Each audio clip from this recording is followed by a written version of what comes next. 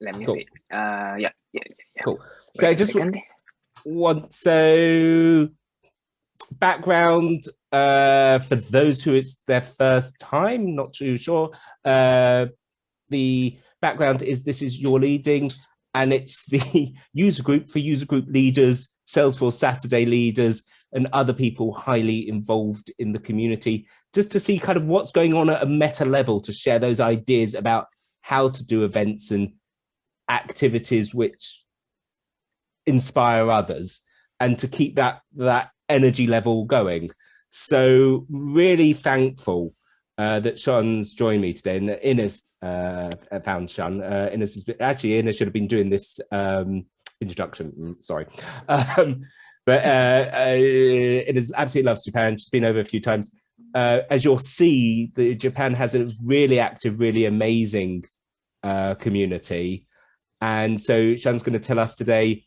So just basically, it's like 8 or 10 hours ahead for Japan.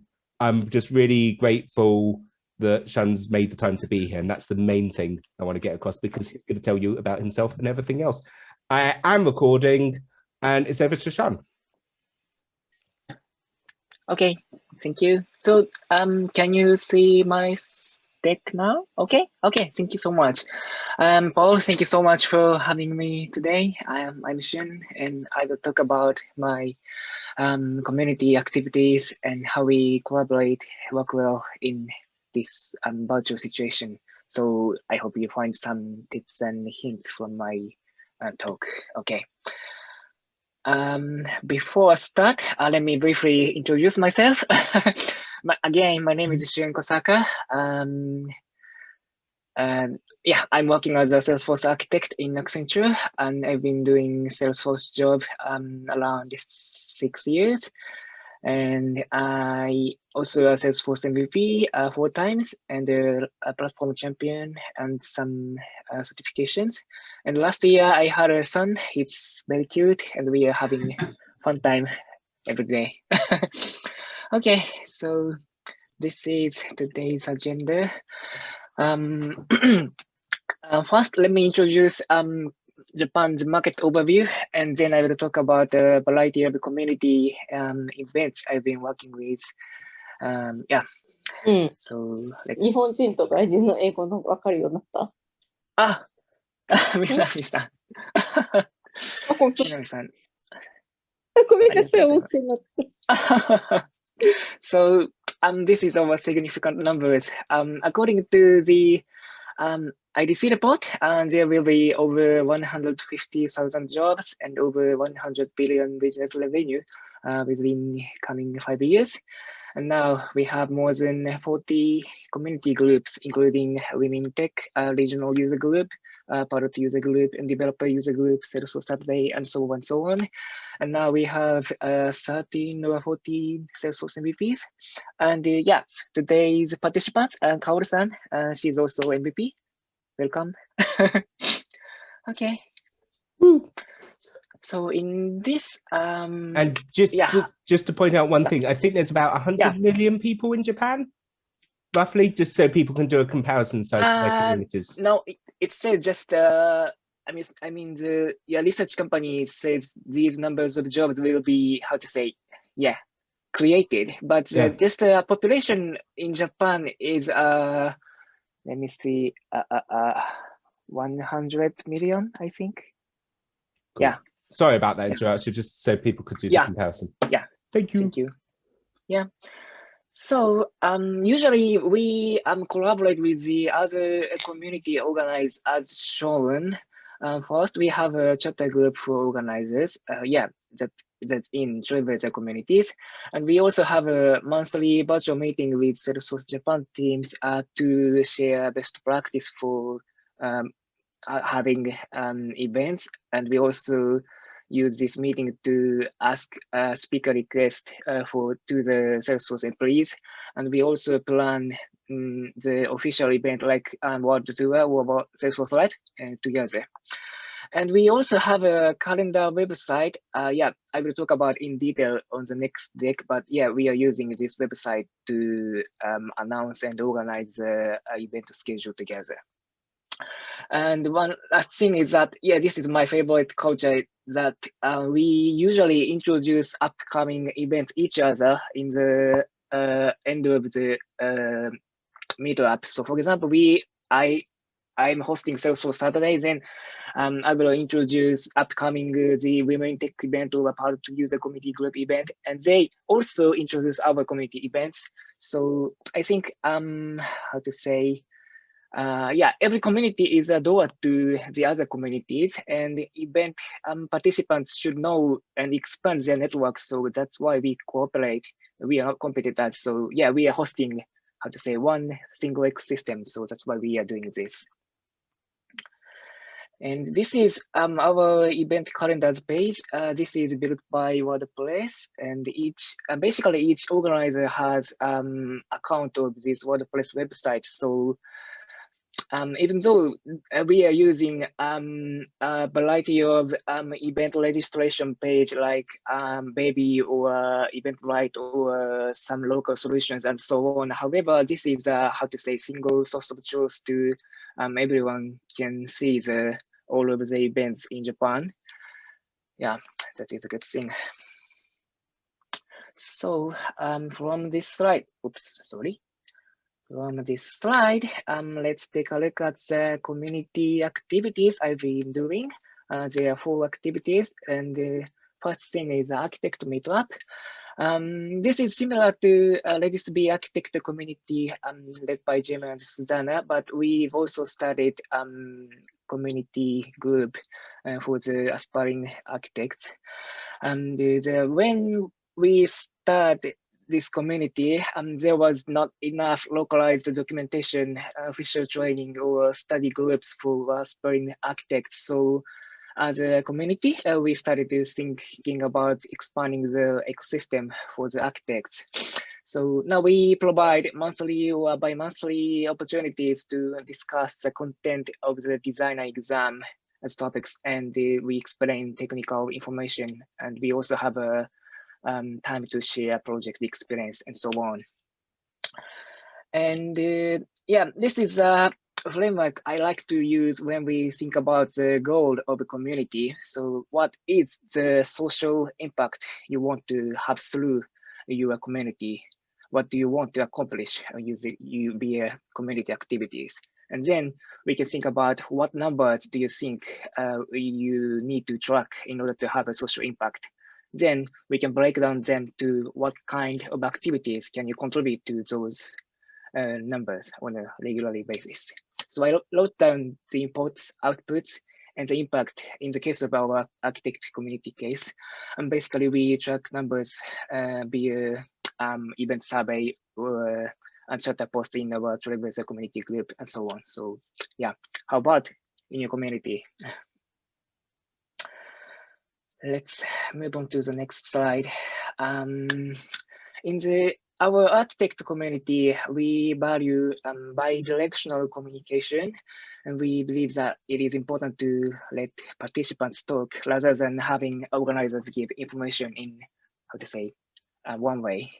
So my favorite word is hunger flight. I'm not sure this is the proper English idiom, sorry, but the term is based on stories that about a pilot who talk about his past flights in hunger during the storm.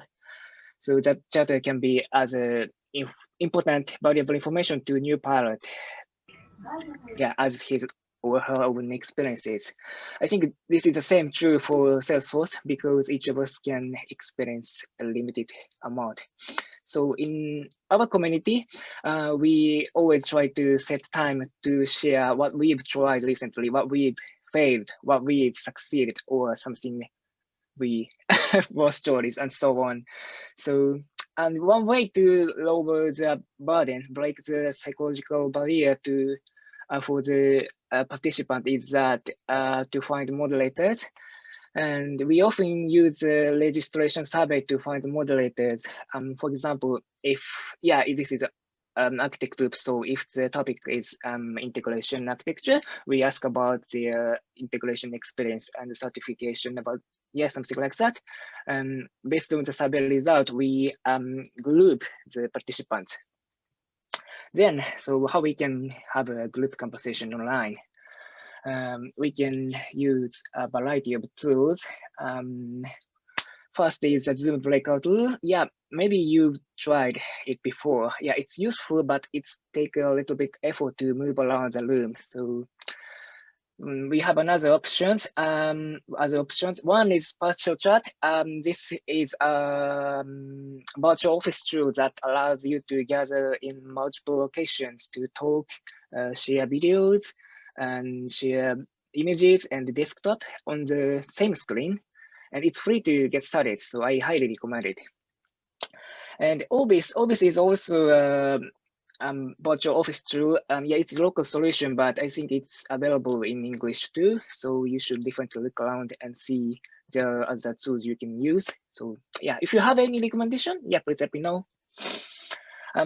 These are the activities of our architect community. So go on to the next use case. This is Terakoya. Terakoya is a how to say, study group that focuses on hands-on training.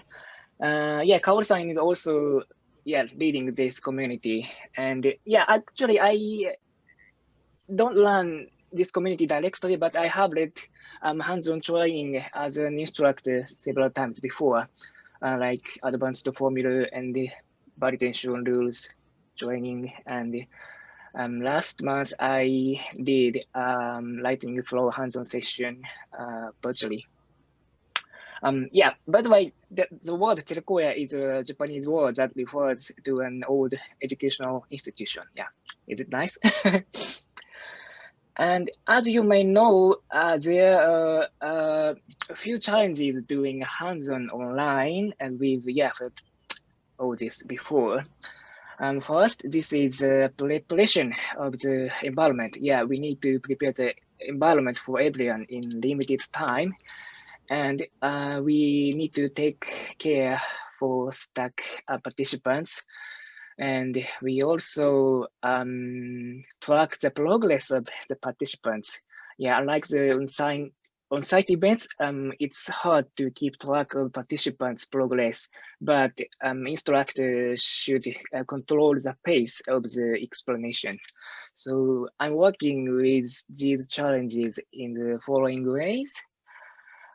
First is creating a package. For example, when setting up multiple custom fields or some page layouts in a Flow hands-on, it's a little bit time consuming to ask participants to set up custom fields one by one. So if we can create and distribute them as a package, participants can just install the package and then they can prepare the hands-on environment and focusing on the essential part of the hands-on. So yeah, consider the list of all the steps of the hands-on, then try to extract the preparation part of the steps, then create a package and distribute them. I also host Apex hands-on sometimes, so then I sometimes create a skeleton half-baked Apex class, then create them into a package and distribute it, and have participants complete it during the hands-on. Yeah. You can also create a package from developer edition org manually.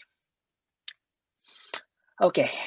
And the second thing is that I think we need to provide a detailed instruction especially in a hands-on session. And I prefer instructions that can be copied and pasted as much as possible. And the Trailhead project is a good example. I often utilize a Zoom breakout session to help stuck people. But if the person if they come back, they can catch up them if the instructions are clear. And if the people finish the instruction earlier, they can also help others. And if also detailed instructions are provided, I can talk about the additional explanation and something valuable explanation, such as why we are doing this, or how to say, the other scenario, and so on, so on, so on. So that's why I create detailed instructions. And I also, oh, sorry, this is an example of instruction document. I often add a completed image first. I also add screenshots for each step, and also summarize key takeaways for the participant to learn and summarize the takeaways through the hands-on session. I also create another clip document during the event to collaborate with the participants during the event.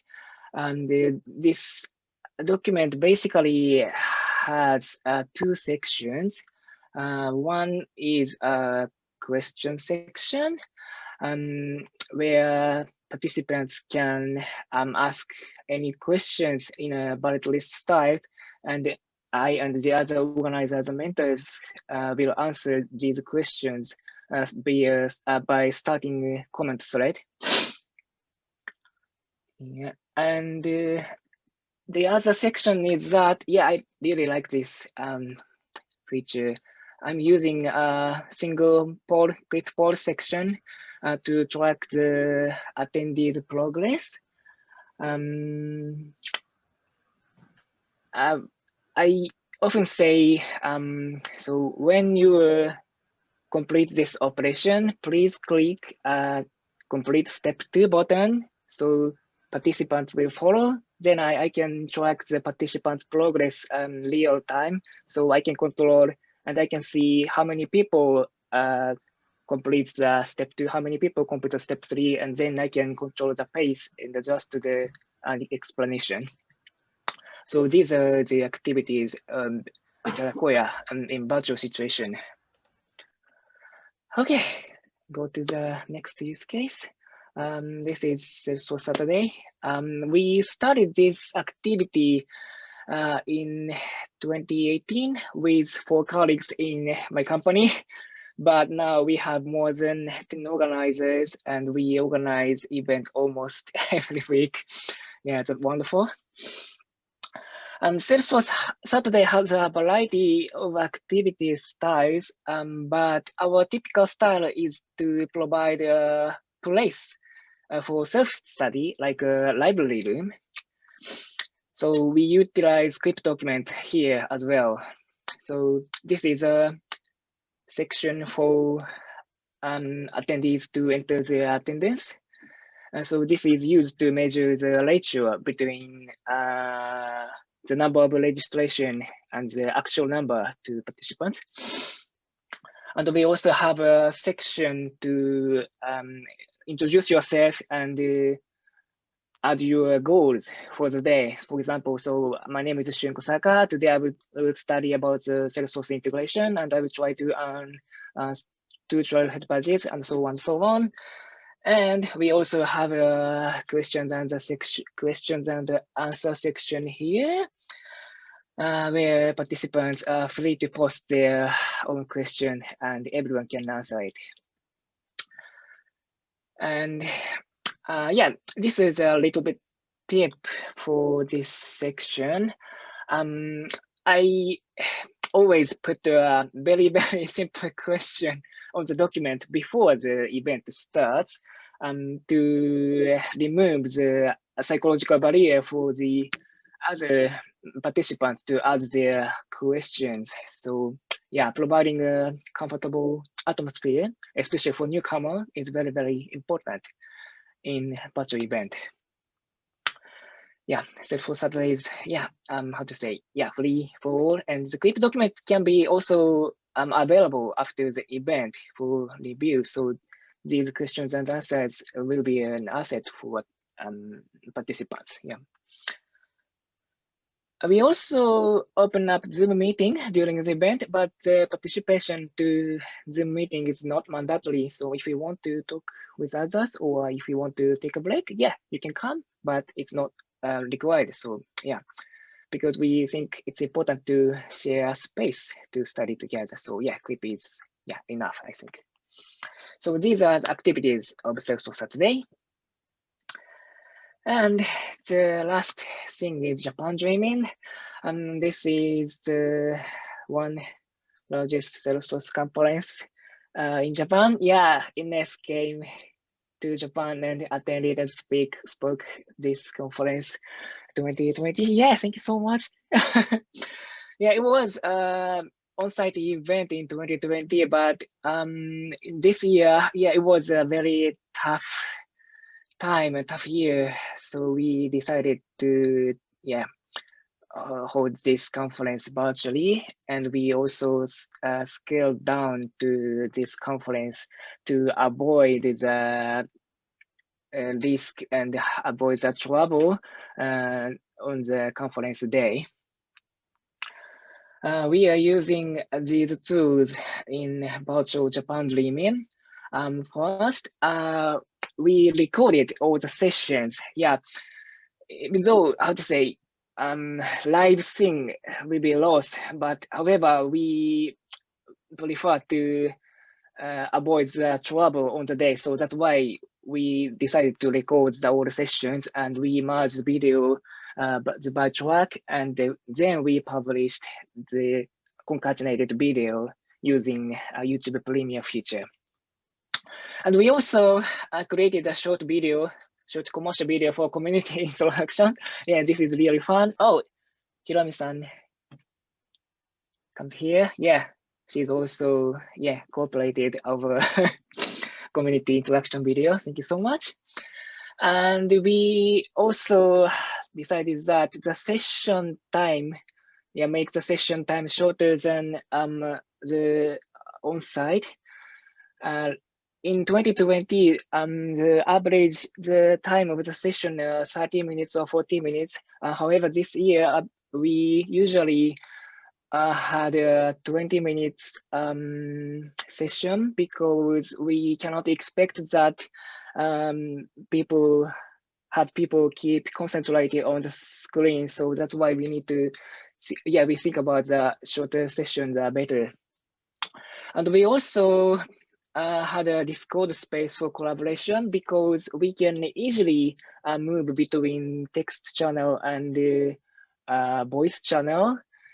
And and the sessions are recorded, so speakers can also join the text channel and the voice channel. So the voice channel in Discord was like a sub voice channel in TV. Yeah, so it was a very, we had a lot of positive feedback for this Discord space to collaborate during the event.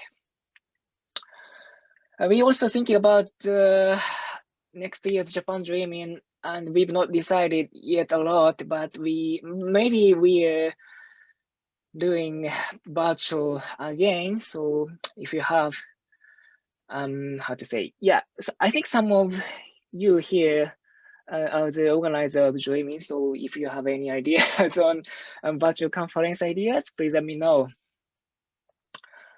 Okay, let me summarize my community activities. Having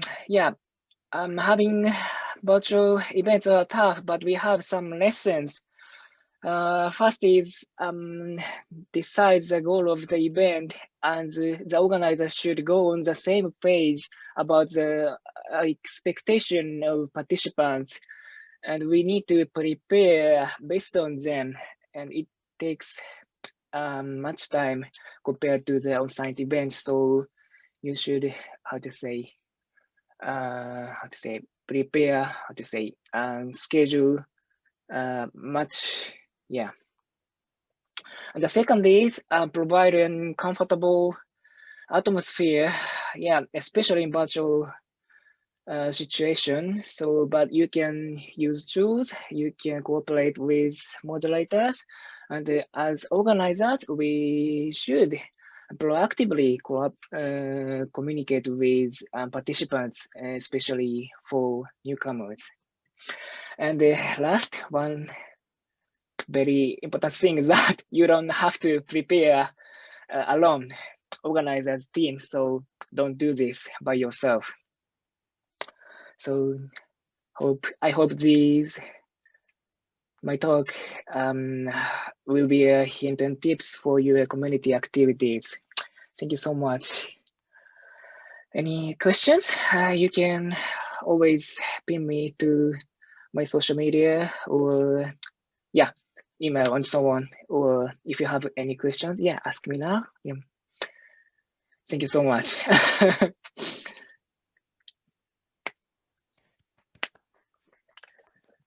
Woo woo. Yeah, thank you, Shun. Was really nice to hear. Yeah, I really like this idea with this document for attendance. Yeah, I already started using some of it. As you already attended my Salesforce Saturday one time, so it's a good thing. Yeah.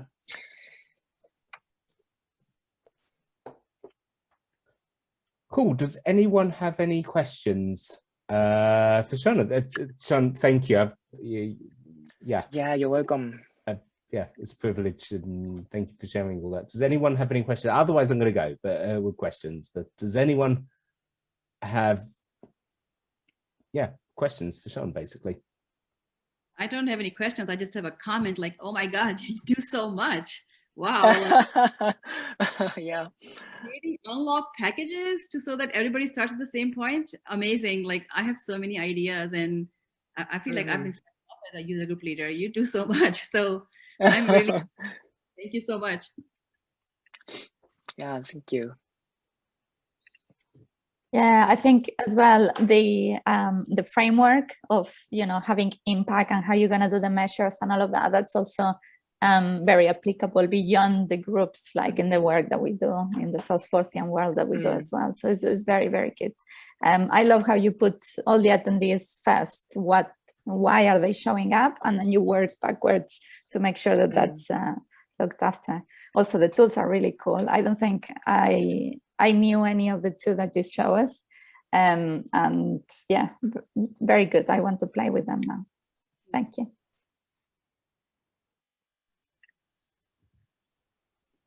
Can I just do the bits that I forgot to do earlier, which is to say that this is a safe space. So at this point, the recording is going to stop. Done. I'll let the recording just hang on, just in case there's something to stitch in afterwards. But if anyone's got any comments, questions, observations, this is a space for like people that are active in the community to ask questions and to reflect. The other thing that I forgot, which was even worse than saying this is a safe space, was Inez and Sarah, who's just popped off, are my colleagues and counterparts and co-conspirators, and it's very much a teamwork enterprise. I just always speak first because I've got bad habits like that, and we forget to agree who's speaking and introducing in advance. So yeah, it's just really important to point out. So I've got a question. This comes from a place of pure ignorance.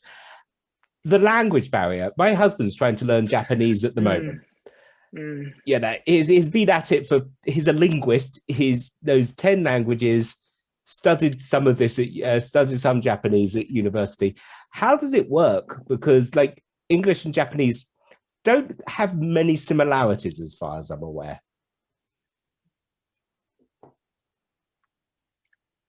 So you're asking about how to say language for your community? How do they, and also actually using Salesforce as an admin?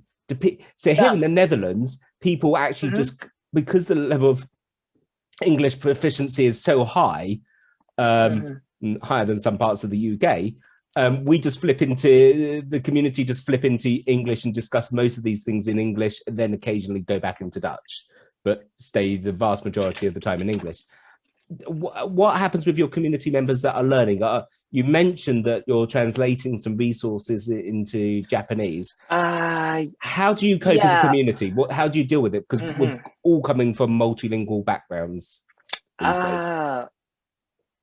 In my case, or so in your case, but also generally, speak on behalf of the community, or one of your one of your colleagues that joined, if they wish to add things.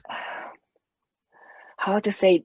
To be honest, I mean, basically the event announcement is in Japanese, so how to say? It's to be honest, it's a little bit tough for the people doesn't speak English, has difficulty to find community events. However, for example, Baby, it's one global platform, so people can find administrator group or developer group. Sometimes people. I'm more coming at it from the other angle. Like, if you're new to this in Japan, of it, is all the resources in Japanese? Is it very easy to pick up Salesforce if you are Japanese and your grasp of English isn't so great? I'm just genuinely curious. I think so.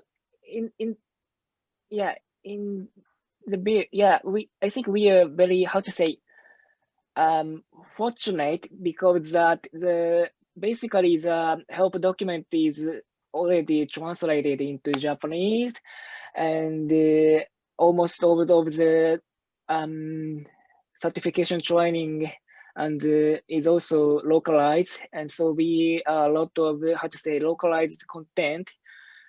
So I think we also sometimes search and study in English. However, we can start studying Salesforce with our language. So I think in that mean we are very happy, I think. And the exams themselves, are they also translated into Japanese? Sorry? For the certification exams, are those also in Japanese? That is also localized. Yeah. Nice. Just because I've got that tunnel vision of only an English language world, so it's good to find out that it's a properly global platform. Yeah. Sorry. Oh, it's okay. Sorry, Paul, but it's very interesting. We just had this discussion. We had a certification session recently, and we had a number of non-native English speakers there who were talking about how they really feel they don't do as well with Salesforce in non-English. Yeah. Because the words don't translate well.